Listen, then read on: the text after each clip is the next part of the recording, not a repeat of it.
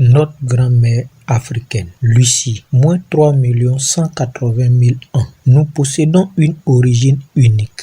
Nous sommes tous des Africains d'origine, nés il y a 3 millions d'années, et cela devrait nous inciter à la fraternité. Yves Coppens. Pour ouvrir le récit de cette longue marche de la femme et de l'homme noir, je ne pouvais que commencer par le premier homme, puisque l'homme est né en Afrique. Tous les chercheurs s'accordent sur ce point.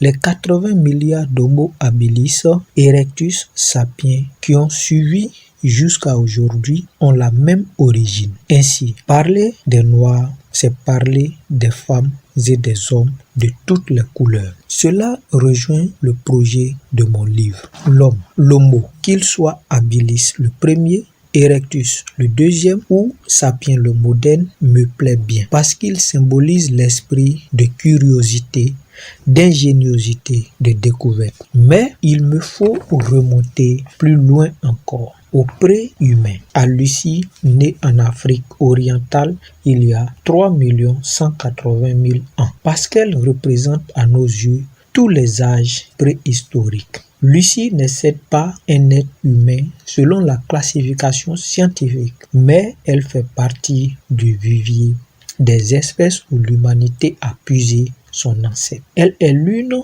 des fleurs du bouquet des pré-humains. Lucie est la mascotte de l'humanité, notre grand-mère symbolique à tous, même si elle a été dépassée par un Kenya de 6 millions d'années, par un Éthiopien âgé de 5,7 millions d'années ou par ce Tchadien surnommé Toumaï qui vivait il y a environ 7 millions d'années. Pour que l'on me parle de Lucie, je suis allé trouver Yves Coppens, professeur au Collège de France et découvreur de Lucie, en compagnie de Donald Johnson et Maurice Taheb. Yves Coppens est non seulement un chercheur, mais aussi un pédagogue et un conteur. Il définit l'histoire de Lucie comme l'histoire de l'héroïne, de l'histoire de l'homme. Un grand conte initiatique qui nous apprend beaucoup sur nous-mêmes et nous met à notre juste place dans les temps immémoriaux. Au centre d'un rectangle de 10 mètres sur 2, à ciel ouvert et dégagé par des eaux de ruissellement, des dizaines de petits bouts d'os affleuraient, préfigurant un squelette presque complet. Pour les savants, le spectacle de ce premier fossile découvert le 24 novembre 1974 dans les collines éthiopiennes de l'Afar reste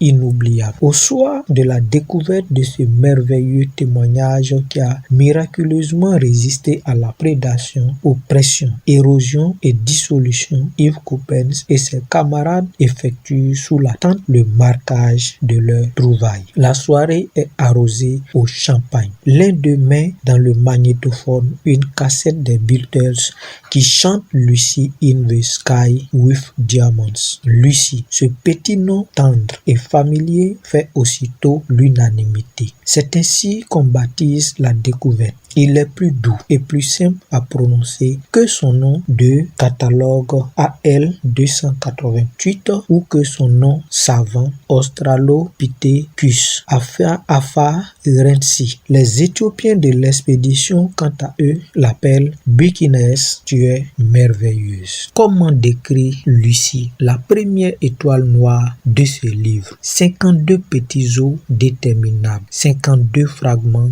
qui suffiront au déchiffrage et à la compréhension de son existence. Ayant ajusté, les chercheurs vont dire son âge, sa taille, estimer son poids, supputer sa démarche, ses gestes, sa voix, décrire son régime alimentaire, sa vie sociale, les circonstances de sa mort. Lucie mesure 1,20 m et pèse entre 20 et 25 kg. La courbure de sa colonne vertébrale confirme qu'elle se tient debout. Elle est bipède, elle marche. La découverte d'une série d'empreintes de pas de deux individus marchant côte à côte dans le nord de la Tanzanie, quelques centaines de milliers d'années avant Lucie, le confirme. Les traces révèlent même qu'elle a le talon étroit et les orteils repliés. Plus précisément, Lucie trottine en roulant des hanches. Sa démarche est rendue chaloupée par l'instabilité des articulations l'articulation de ses hanches. En fait, Lucie marche comme un humain et grimpe comme un singe dans les arbres où elle se suspend la moitié du temps. Son larynx n'est pas suffisamment descendu pour lui permettre de prononcer des discours. Aussi préfère-t-elle s'exprimer avec le langage des signes et pousser des cris modulés quand il faut alerter ses congénères. À l'usure de ses dents, on a déterminé qu'elle évoluait dans une savane arborée où elle se nourrissait de fruits ou de jeunes pousses, mais aussi de racines et de tubercules, voire d'insectes ou de petites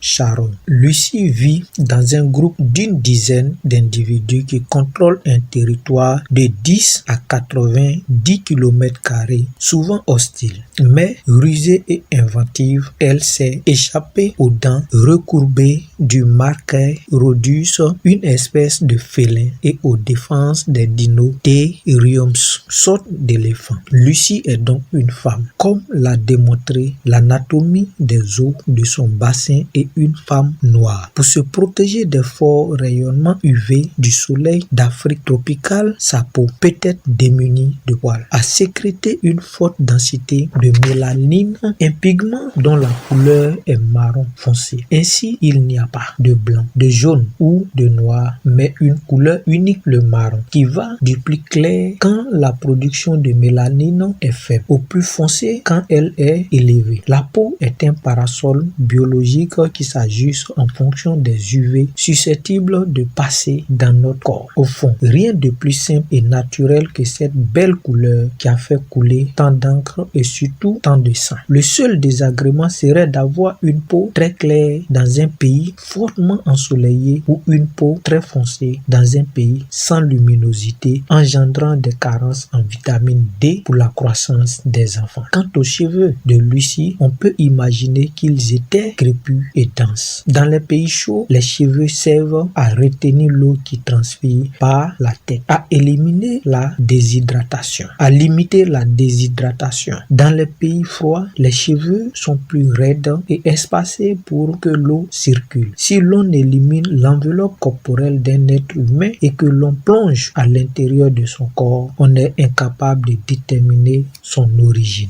Quelle que soit sa couleur, il aura toujours 639 muscles, 5 litres de sang et sera génétiquement semblable aux autres à 99,9%. On estime que 80 milliards d'humains se sont succédés sur Terre depuis notre origine. À l'exception des vrais jumeaux, aucun d'entre eux n'a jamais eu le même patrimoine génétique. Chacun est unique. En appliquant le même raisonnement à tous les caractères variables du patrimoine génétique humain, on montre facilement que le nombre d'individus différents possibles est beaucoup plus grand que le nombre des atomes de l'univers, 10 exposant 80. Donc, celui qui s'obstinerait à parler de race devrait dire aujourd'hui que nous sommes 7 milliards de races humaines différentes, que nous soyons tous parents, que toutes les populations humaines aient les mêmes ancêtres lointains explique que nous ayons les mêmes variantes